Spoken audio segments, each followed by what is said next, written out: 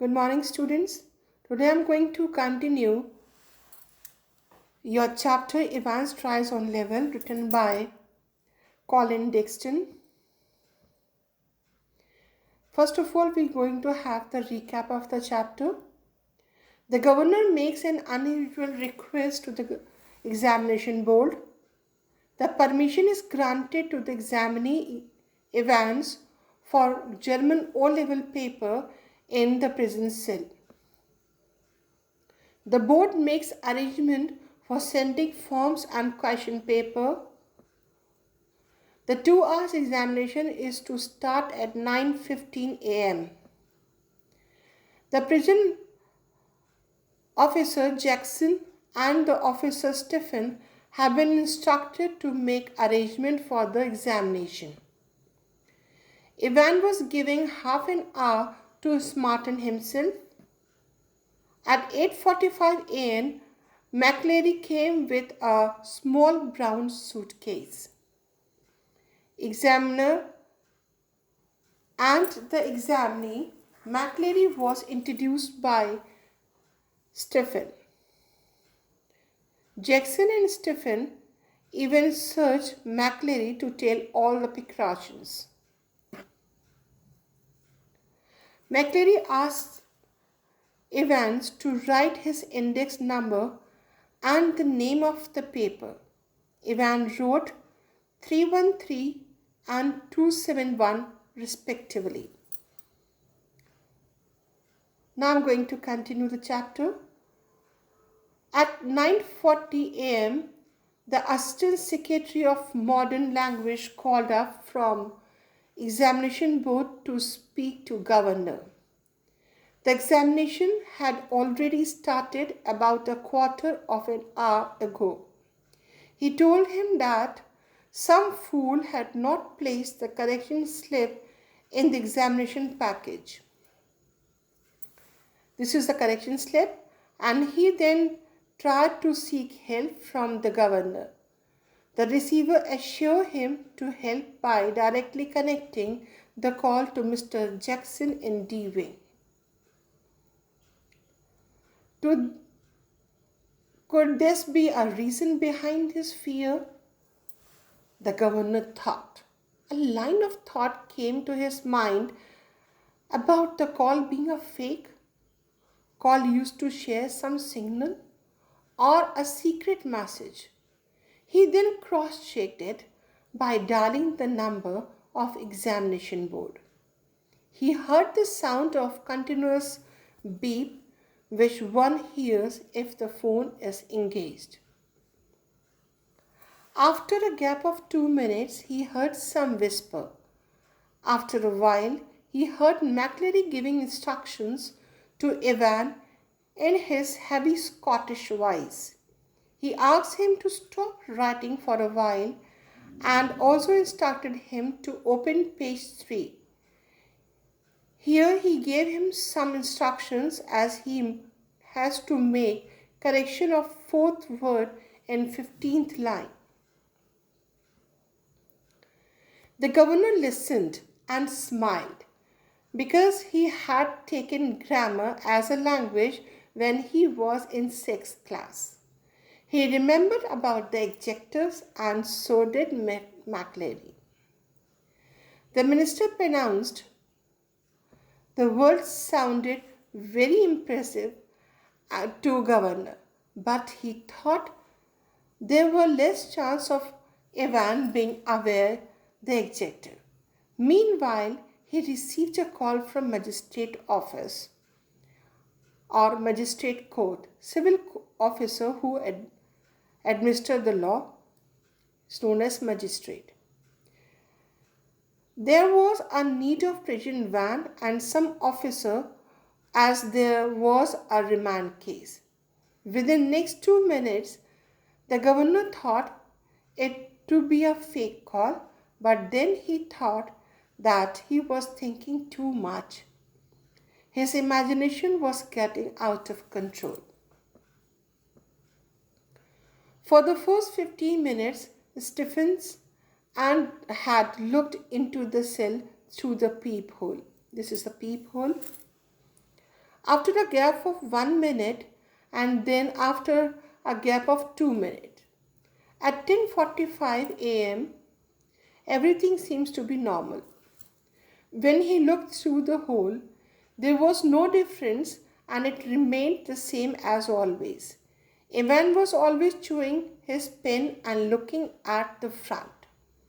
McLeary always seated on his chair, a bit tilted on one side with his face partly turned. Stephens has noticed him earlier that his hair was cut very short near the scalp. He was reading the church time through the spectacles, and his first finger was under his collar. The finger of his left hand was nicely manicured, and he was softly touching his black beard. At 10:50 a.m., the phone rang, and after a while, the governor found that he had all forgotten about Evans. He then heard Evans seeking permission from the supervisor to wrap a blanket round the shoulder as he was feeling cold there. McLeary allowed him. At 10:51 a.m., Stephen opened the peephole and was surprised to see Evans sitting with a blanket on his shoulder. It seemed strange to him, and he even thought of reporting Jackson for this new change he had noticed. He again looked at him and noticed that Evan pulled the dirty blanket close to himself. Now Evan was getting doubtful about Stephen was getting doubtful for Evans. He even thought that he could harm McLeary by suffocating him with the blanket. But then he told himself that he should not behave so foolishly, as there is no sun on this side of the prison. This is the prison building, not even the summers. It is normal that the cell get chilly, so he decided to turn back to his every minute check through the peephole. At 11:20 a.m., once again the governor phone rang. Meanwhile, McLeary told Evans that only 5 minutes were left for exam to be completed. Governor was still doubtful about something, but he went to receive a call. At 11:22, Jackson shouted to Stephen as the governor wanted to talk him. He ran and listened carefully to each and every order to him. It was his duty to accompany McLeary to the main gate of the prison. Stephen had to be fully assured about Evans' cell being properly locked when McLeary leaves it. At 11:25 a.m., the governor heard the final talk between Evans and McLeary. McLeary asked Evans to stop writing. He also told him to arrange his sheets in order. Then the sound of the movement of the chair was heard. Evans said thank you to McLeary, and he inquired as to how his examination was. Evan replied that it was not too bad, and he then called Stephens. Governor heard the final shutting down of the door. The examination was over.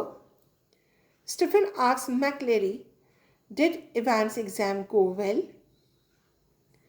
McLeary said he didn't think so.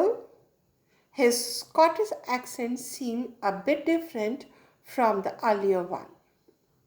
Moreover, his overcoat was now reaching close to his knees, leading to the imagination that he was suddenly turned slim. Stephen was happy as the governor chose him over Jackson to accompany McLeary off the premises. Everything was done fine this day, he thought. He stopped him from going to the canteen for an overdue cup of coffee.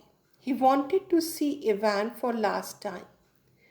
He seemed to him like a TV program in which the lady is not sure of locking the door before going to the bed, and she would get up 12, 15, or even 20 times to check the bolts. Stephen again entered in D wing, and he once again opened the peephole of Ivan's cell. When he looked inside through it, he cried, "Oh Christ!" as he was shocked to see the situation inside. For a few seconds, he thought it was Evans on his chair, but it was not so. The churchman was lying back. His hair was soaked in blood. The blood was flowing down horribly from his beard to his collar and then on his black overcoat. Stephen shouted for Jackson so loudly that even the McLeary ears, who were filled with the blood, was able to hear it. The churchman was weakly searching for the hanky to stop the blood flowing from his head. The hanky got soaked in blood. He cried out the pain. He tried to speak but couldn't do so. By the time Jackson came and ordered Stephen to call the police and ambulance, the hanky got fully soaked in blood and now it was making a soft sucking sound when pressure was applied to it. McLeary raised himself and told them that they should not worry about him as he is fine.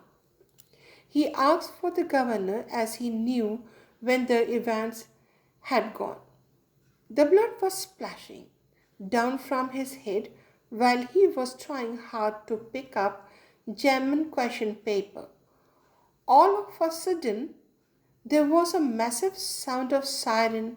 Officers were giving away orders. Doors were being opened and shut. And the phone was ringing. Stephen and Jackson supported Mr. McLeary to the governor's office. His face was coated with dry blood when he greeted by the governor at the prison yard. Governor looked puzzled. Now, governor tried to translate the general question paper which McLeary gave him. He was only able to translate it partly. This was a German question paper. It was written that everything should go by plan. The important thing was that he had to do this just 3 minutes before the end of exams. He was told to hit on McLeary's head and was warned not to overdoing the Scottish accent. Meanwhile, the sound of the fast-moving siren reached its highest point and the white police car entered into the yard.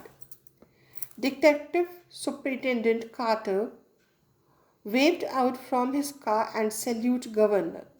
He inquired about what happened and looked worried when he asked as to who hit Churchman. McLeary interrupted in between and said that Ivan had gone infield. He was breathing heavily. When he told so, Carter looked confused and tried to seek clarity from Governor. The governor told him to take him, as only he knew where the Evan had gone. Carter helped McClary to sit inside, and within a few seconds, the car sprayed the little stone behind it. This means that the car left the place at a great speed. Governor recalled that McClary had said in field. He started reading the text again and discovered that it was a route towards the examination board. This is a picture of examination board. He then concluded that somebody from the examination board had helped him. He then turned towards the Jackson and Stephen and scolded them in a very insulting manner to help Evans walk out of the prison. Stephen murmured that it was he who did because Governor had ordered him to do so. Governor surprised to hear this, and he said that he never did this. Stephen tells him the time when he called him. Governor once again scolded them for not understanding that it was a fake call. He then realized that it was of no use of it, and he who had called the examination board with a failed attempt. Governor was growing hopeless. He scolded prison officers, Jackson, for being so confident about his ability. He had spent 2 hours checking Evan's cell and had declared it to be all okay. But the reality was that Evan was able to hide the false beard, spectacles, and other clerical stuff inside the cell. He also had a weapon which he had used to hit McClary in such a terrible way. The prison man came behind, but the governor did not move. He again looked down the German text and tried to decode it. The word written it meant the new grave. He tried hard to find the place and then finally decoded it to be Newbury.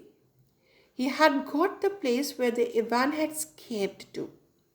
He then ordered the driver to take Evans and Stephen to St. Adolph's police station. He also instructed them to ask the Chief Inspector Bill on which at the police station. Governor jumped the stairs of his office and called up Bill. He explained the entire situation to him. Bill said that he will court him, but with some luck. Governor sat on his chair and started thinking while he lit up his cigarette.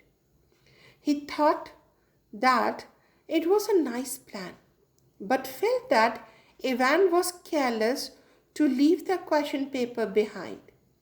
He then admitted that all of them make mistakes like Evans, and then reassured him that this mistake of Evan will again bring him back to the prison.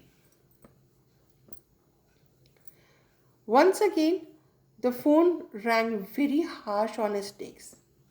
The Carter informed McClary that he spotted him a car off Enfield Way. They chased him as they had noted down his number, but soon lost at Hinton roundabout. Governor informed him that Evan was on the way of Newbury. He then explained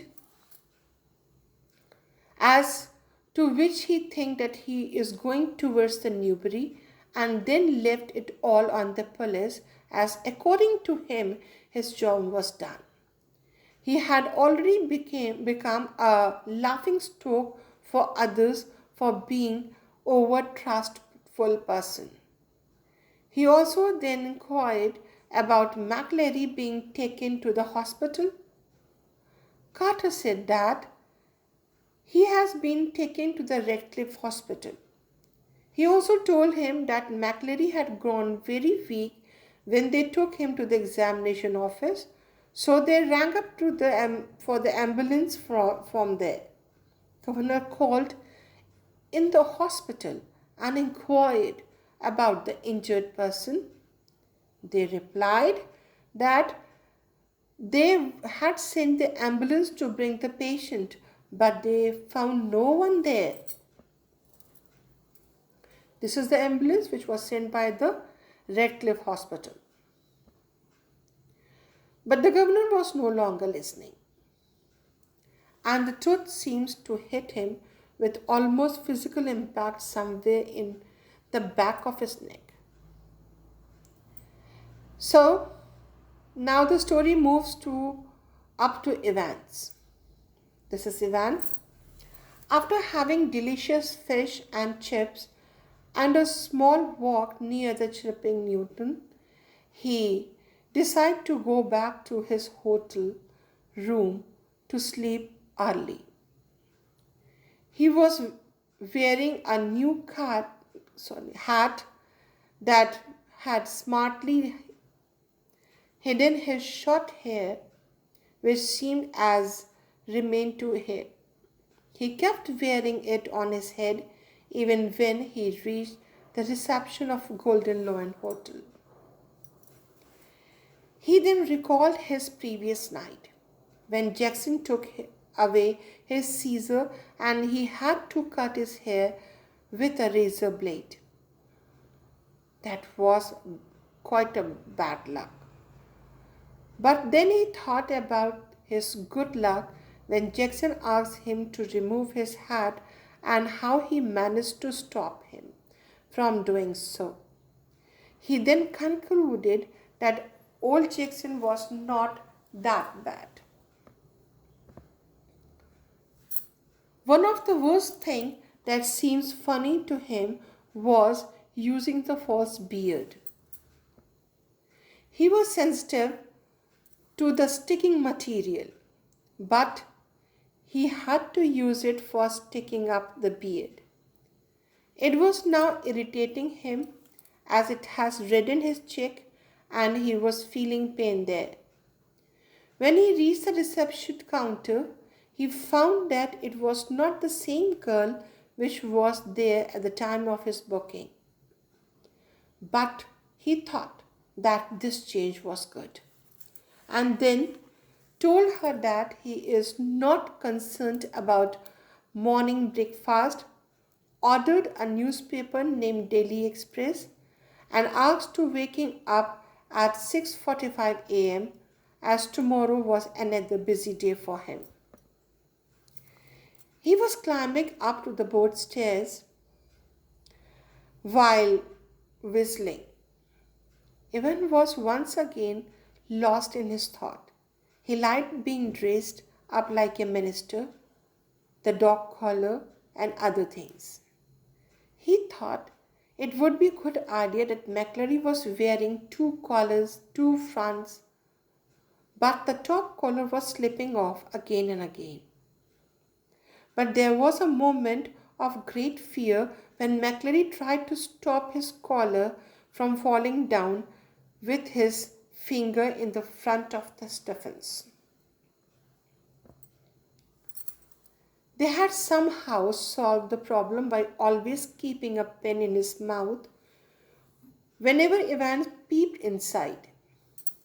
There was a little annoying moment while he was trying to wear black front and the tug at the back collar. That was difficult for him. Otherwise, things went well. He got everything in the car which they had promised him: soap, water, and a map. The Ordnance Survey map of Oxfordshire. He thought that he had got some good and clever friends. Evans unlocked his room, and when he turned back after shutting the door, he was shocked to see someone in his room. He stood there lifeless.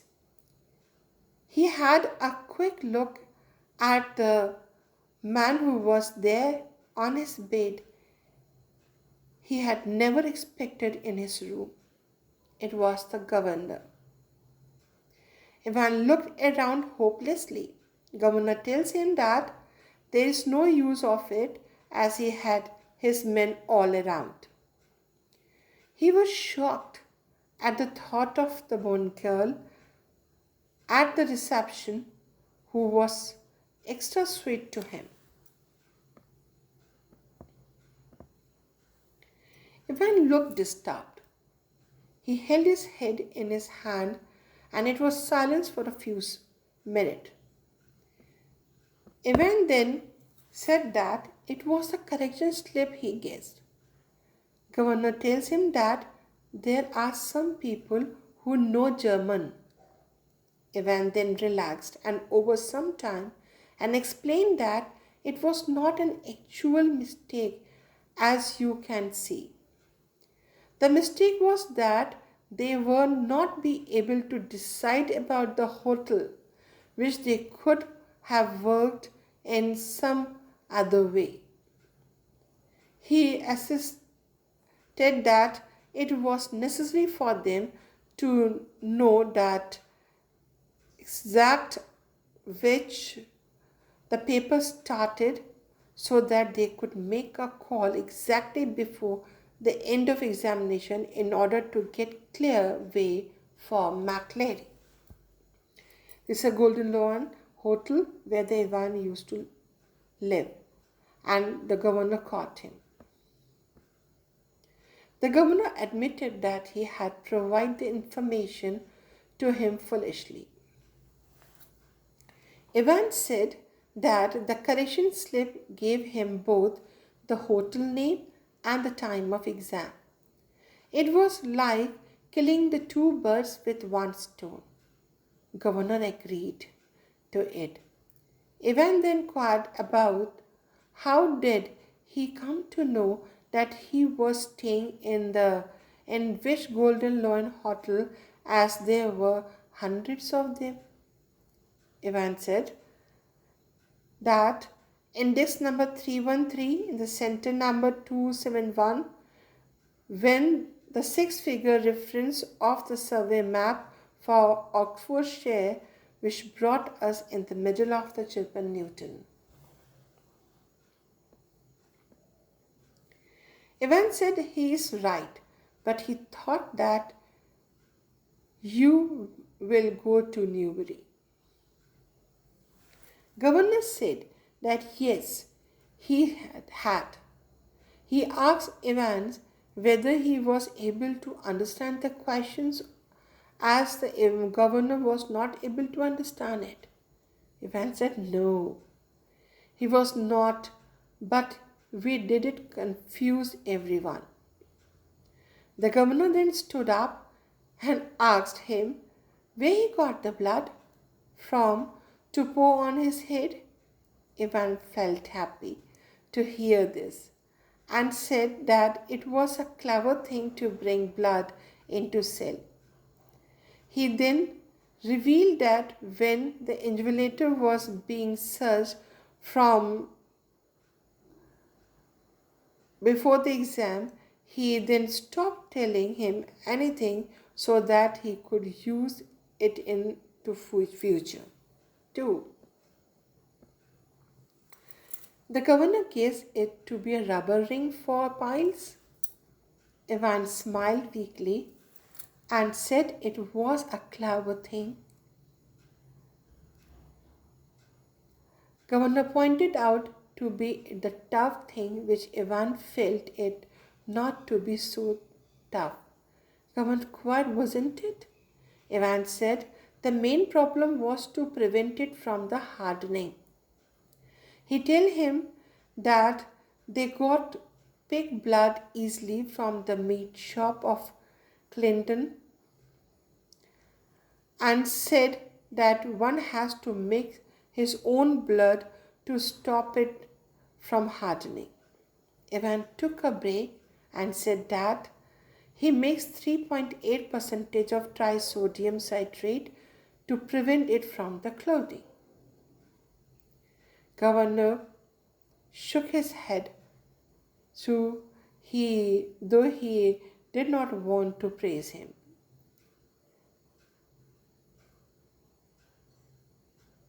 He said that they learn new things every day, and he then took Evans with him and walked down the stairs.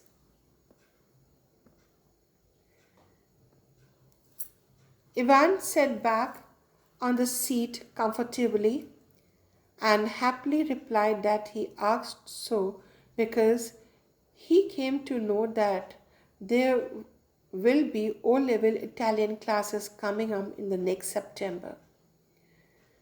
The governor assured him that he will not be with them by September. Evan thought for a while and then said, "Yes, maybe." Soon the van turned right from the Chiltern Newton on to the Oxford Road. The silent prison officer removed his handcuff and asked the driver to drive fast. The driver asked about where to go in a Scottish accent when he was a McLaren. Evans suggested them to go to the Newbury. At last, Evan was able to escape once again with the help of his friend, who were now pretending to be a prison officer, and the driver. So that's all the lesson, children. Evan, who was a really very clever one, he made fool that governor, and his plan was so foolproof that governor came unable to judge it. So read this chapter thoroughly and you can able to understand. I think you enjoyed this chapter. So read it nicely. Thank you.